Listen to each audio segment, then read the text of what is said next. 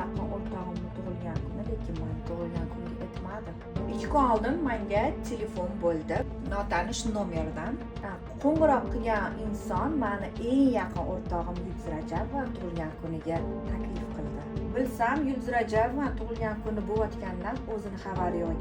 Bilsam erlari katta surpriz qilayotgan ekanlar va meni eng yaqin o'rtoqligimni bilib, mendan Yulduzga aytib qo'ymasligini iltimos qilishdi. Bilsanglar, o'sha kundan beri Yulduz bilan gaplashmayman. Lekin bitta muammo bor. Dress code. Dress code'da shunaqa katta muammo bo'ldi, chunki u menda yo'q rang.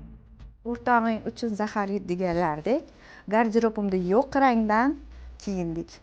Shunaqa zo'r obraz uchun обязательно yangi ro'mol bo'lishi shart. Buni chiroyli qilib kiyib olamiz. Kiyib olib ko'rsataman. Endi bu obrazimiz shunaqa aksessuarlarsiz bo'lmaydi. Qalay, chiroylimi?